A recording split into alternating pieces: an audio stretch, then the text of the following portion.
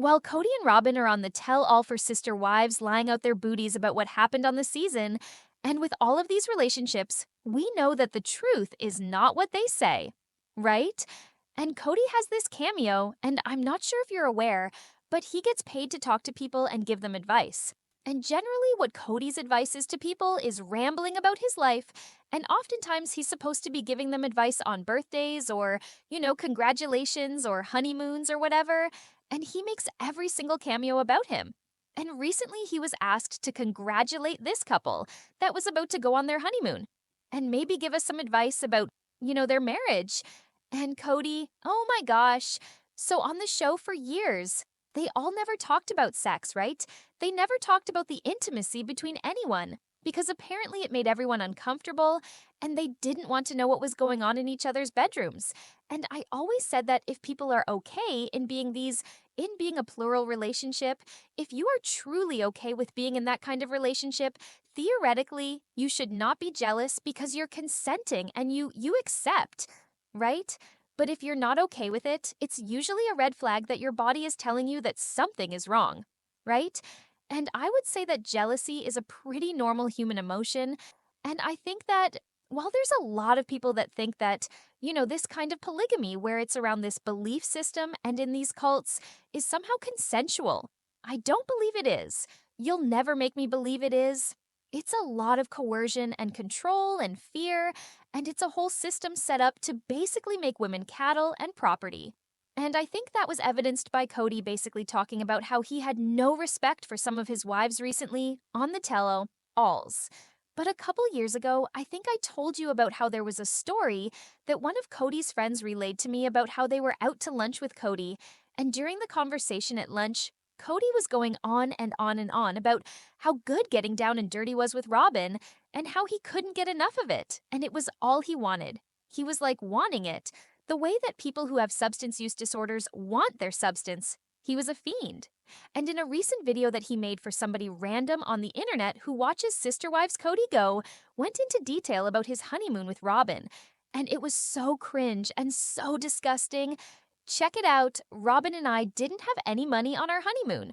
And fortunately, I had a credit that took care of our lodging and a $500 credit card that pretty much was all we had. And she's complaining to me that I was starving her because I had brought a whole bunch of nuts and seeds and dried fruit. That's kind of how I travel. And that's what we were eating, and we were on a honeymoon, and we were chaste, non-sexual prior to the honeymoon. And so it was the new land of discovery, and she was frustrated that I was starving her to death. So I'm sure your situation is so vastly different from that. I'd love to give you more history on the entire experience. This is about you guys. What was fortunate about it is we just got lost in each other, and it was a weird thing that other than needing food and a ticket into an amusement park at Disneyland, we just got lost in each other, and that was absolutely precious experience. And when you're on your honeymoon, you've got to make it about each other, a place of discovery, a place of learning and understanding and sharing of giving and taking and sharing and receiving. I mean, it can be so absolutely beautiful. So give yourself the time. If you're going to another country, you're probably going to be touring a lot, but take the time with each other to connect deeply. My courtship, I think it's funny because, first of all, he says that they didn't have money and that they kind of filmed part of it, but then they only had a credit card for $500 and they had a credit for lodging IETLC, paid for them to stay in a hotel, and they had a per diem card that they were given for eating on a daily basis by TLC. And so he didn't pay at all for his honeymoon. It was filmed, they went out for dinner, they went to parks more than just Disney World, but then he said that they had to get away and they lost each other in East themselves. And, that's just a chunk of it, of him talking about the giving and the receiving and getting to know each other's beautiful experiences. And, it was their first dip in their toes of having intimacy. I don't believe that, by the way. You'll never make me believe that the honeymoon was the first time they ever did it. And can you imagine getting a cameo from Kody Brown? And he is giving you innuendo about the amazing sex that Robyn and he had on their San Diego honeymoon in California, where they were gone for 11 days. And now we know why it was 11 days, because apparently for a couple of the days they filmed, And the other 9, all they did was stay in their hotel room and front hugged Mormon fundamentalist style on the bed. I wonder if they wore their garments. Sometimes they do that, but giving and receiving and exploring. And yes, Kody and Robyn, all they did on their honeymoon, apparently, outside of those few times they filmed, was have sex. You know, I always said that Kody was such a pervert, and I always knew he was, because I think about this a lot. Now that I'm covering this case with Blake Lively and Justin Baldoni, if I didn't cover these stories, I would literally never speak about these kinds of topics. Because why would you speak about these kind of topics? I don't care about Kody's sex life. It's just gross. Why would I think about him in a bedroom with Robyn? I mean, do you think once they got rich, they just started laying out $100 bills on the bed and rolling around and exploring and giving and receiving? Kody was asked to give a cameo about a honeymoon, and Kody's idea of a honeymoon is sex. That's what he thinks of his honeymoon. I'm just going to have as much sex as possible. I'm going to lie in a bedroom all day long, but more importantly, it's like he wants these people to know that he and Robyn had a lot of sex. Why do you need to share that with some rando that's having their honeymoon? Do you think they really want to go into their honeymoon now, thinking about Kody and Robyn having sex? And if you're Robyn, how do you feel about your husband telling everyone that all you did on your honeymoon was have sex? It's kind of like when he was talking about the divorce with Mary, and he was making a comment about how they probably went home and made love after she signed the divorce documents.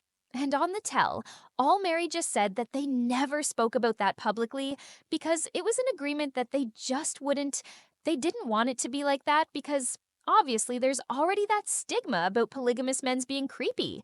And then so he makes that comment. It's like the very first time, really, he speaks about it in a way like that on the show. And then now that he has opened that door, apparently it's all Kody wants to talk about. I mean, he's so gross. Somebody paid $150 for him to talk about how much sex he had with Robyn on their honeymoon. I'm a lack of words. Sometimes, let me explain, moms get a chemical dumped into them. I'm going to call it God's magic. And this chemical makes you fall in love with your children in a way that is irreconcilable when your children are born, and it makes you love unconditionally forever. And I'm jealous because it makes you a guy. Dads have to do the tough love stuff. A lot of times. Half the time. I'm just, overindulgent anyway. But moms empathize. They sympathize, they care, they're loving, they're understanding, and they listen instead of trying to fix the problem like dads do. And this gift that So once Kody was done talking about starving his wife Robyn, his mistress Robyn threw all of their front-hugging Mormon style on the bed, he then was doing Mother's Day cameos.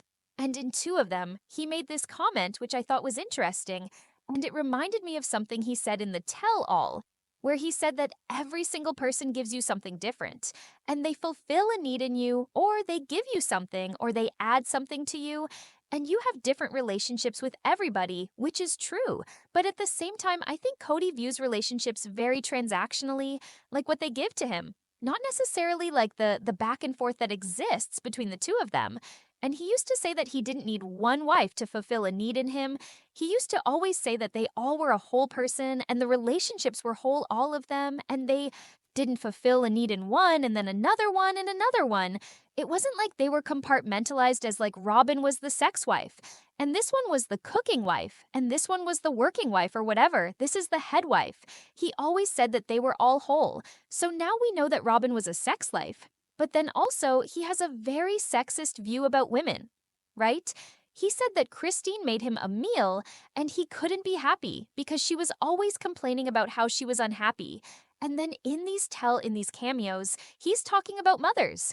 And he has this idea, this concept, that the reason why women have unconditional love for their kids is because when they have the baby or they give birth, which this would only be for a woman that gives birth.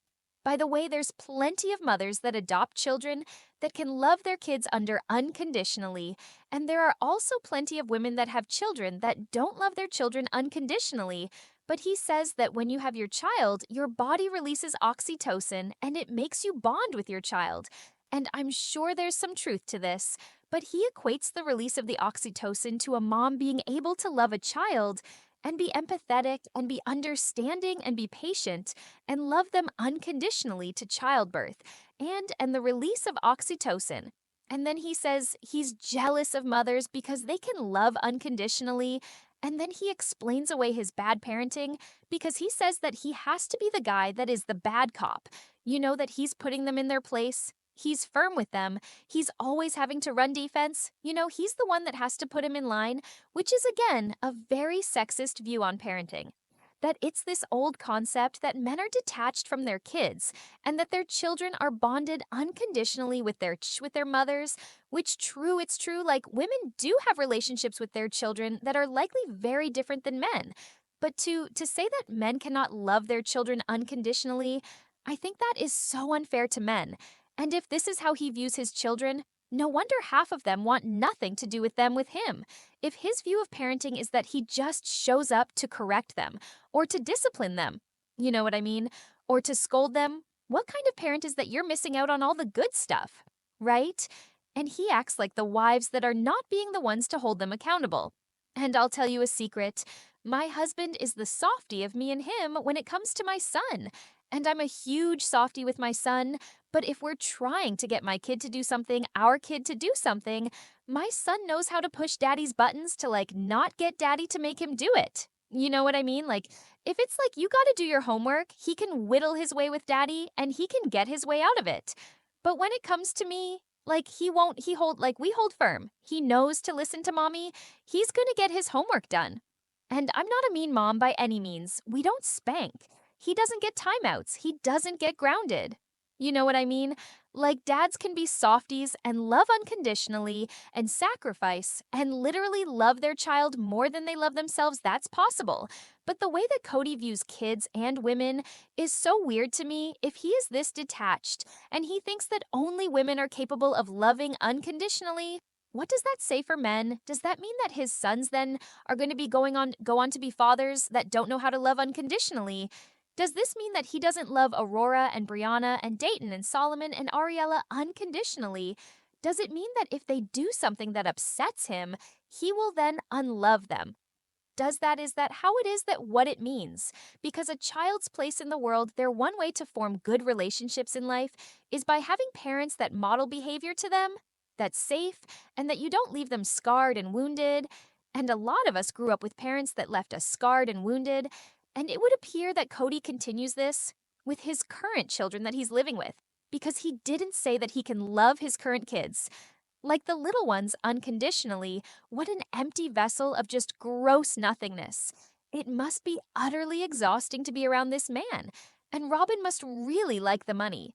So much so that she's okay with her husband speaking about starving her on her honeymoon because of all the sex they had, and then making comments about how women can love unconditionally, but he can't. So newsflash for Robyn, once you wear out your welcome, and you don't give him what he wants, and you don't bend to his needs, and you stop giving him all the sex, you're going to become as uninteresting to him as all the other women. And once your children start having opinions that he can't control, they will get discarded just like the others.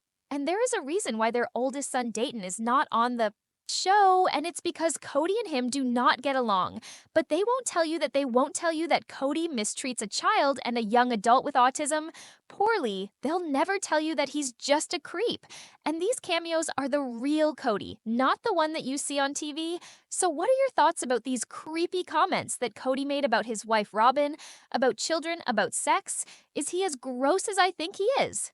Thanks for watching. Please like and subscribe.